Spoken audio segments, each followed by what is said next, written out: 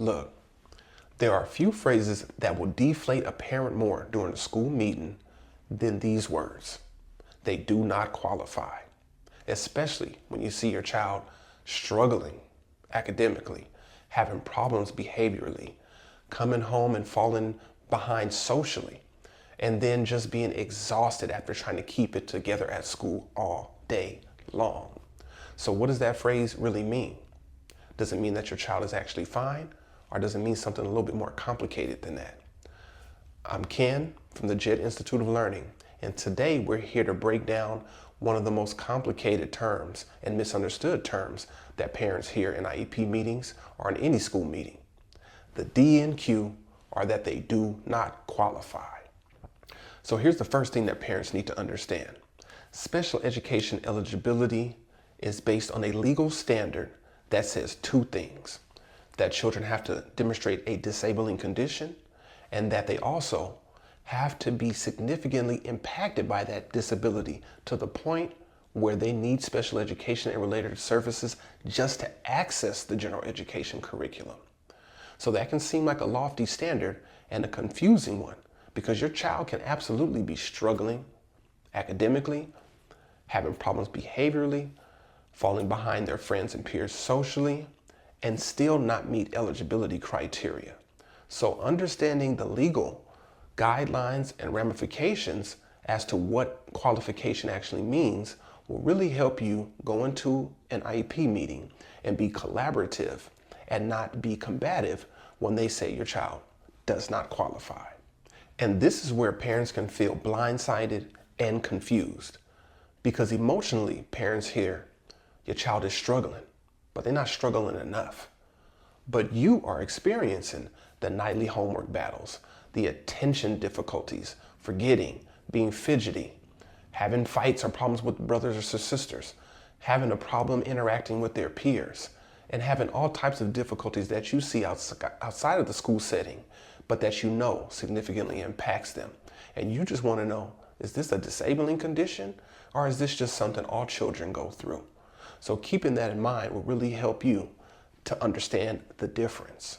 When the school says they don't qualify, it doesn't automatically mean that nothing is wrong, that your concerns are fake news, that there aren't supports that are necessary and that can help your child. Often what that means is the interventions that are happening currently are being effective, that the data that they're collecting is giving them a better idea of when and where to intervene. And it could also just simply mean that the general ed supports that they've put in place are sufficient at this point in time. Even that your child is not demonstrating such significant struggles that they warrant special education and related services. So once again, just because it's a D and Q or it does not qualify, it doesn't mean that everything that you see has been imagined. It simply means that things at this point in time are okay and they're within the average range of most children and students, their age and grade level. And here's another important point. Some students are really good at masking, which means they can keep it together in one area, but they let it loose in another. So these students are often very intelligent, but they can also be highly anxious, they can be people-pleasing, and they can just be quiet. And these students often are on the spectrum, are demonstrating ADHD type characteristics. They can even be socially or emotionally disturbed, or demonstrate those types of characteristics without that type of a label. So they may be suffering in silence because they're so adept at academics and at behavior, but that doesn't mean that when they get home that they don't have a meltdown. That doesn't mean during unstructured times that they just let it all hang out. That doesn't mean that in social groups that they don't have fallouts and that they don't get into it with their friends often. So those are the students you really have to keep a close eye on and monitor, because you want to know, are they struggling in silence, or is this something deeper that we really need to look into? So if your child does not qualify, don't let the conversation stop there. You can still ask, what supports are available for general ed students? What should we monitor to determine if we need to do something a little bit further? What is currently working that we can do a little bit more of? What has not worked that we need to avoid?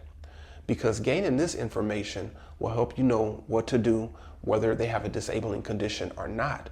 Because at some point they're going to graduate, and that disability, as far as on paper, and those supports are just going to disappear. So they're eventually going to have to learn how to navigate the environment anyway. But what you want to do is advocate while you are the parent, while you are the guardian, and you are legally and emotionally responsible for them at that time. You want to make sure they get the best education that they can.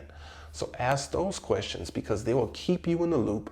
They will keep you informed of what's actually happening, and your child won't just get supports when they completely fall apart. And parents, I know hearing they don't qualify can be heartbreaking. Honestly, it's one of the toughest parts of our jobs. Nobody looks forward to going to those meetings and saying somebody doesn't qualify, because we know that the child is struggling. We know that they need supports. We all know that something needs to be done. But you have to keep in mind, this is not a statement about their intelligence, about their future success, about their potential, about their worth. It is simply the explanation of a legal criteria. And if the child doesn't meet it, that simply means at this point in time, the snapshot of that assessment points to them not demonstrating a disabling condition that requires further supports. So the next time you hear they don't qualify, don't just ask, why not? You also want to ask, what supports can they still get? Can we continue to monitor the situation in case we need to take action later?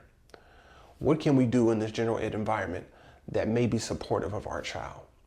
Because remember, it is simply not about checking a legal box. It's about getting your child the supports that they actually need and are effective for them. So if you still have questions about the IEP process, qualifying versus not qualifying, make sure that you contact us by checking out the information in our bio. And you can also check out our website, jedilearning.com.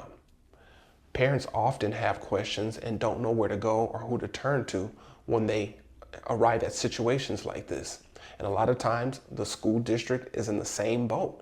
So if you can come here and get that information from a professional who has gone through this many, many times, it can only help your knowledge and help you feel more safe, more secure, and more confident going into those IEP meetings. So if you still want to keep up on special education, mental health, psychology, education, make sure that you hit that subscription button, and all you have to do after that is stay tuned.